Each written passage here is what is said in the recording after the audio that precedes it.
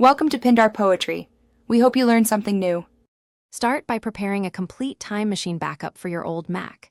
Use a USB-C or Thunderbolt 3 external drive of at least 2 TB to avoid space shortages.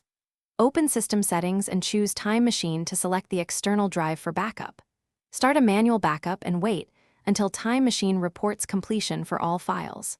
Verify the backup by entering Time Machine and browsing documents, desktop, and applications folders. Confirm the backup timestamp and available snapshot size in the Time Machine settings. Connect the Time Machine drive to your new Mac using the same USB-C or Thunderbolt 3 port.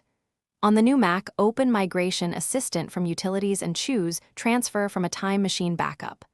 Select the most recent backup snapshot and then pick User Accounts, Applications, and Settings to transfer. Confirm the total data size and start the transfer. Expect real-world transfer times of roughly 1 to 4 hours for about 150 GB over USB-C or local network connections. After the transfer, sign into iCloud and reauthorize any app licenses and subscriptions.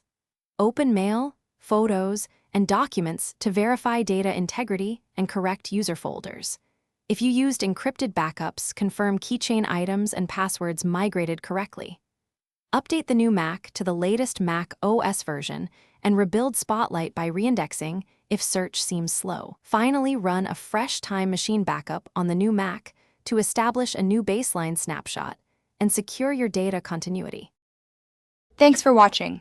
Consider subscribing if we helped you.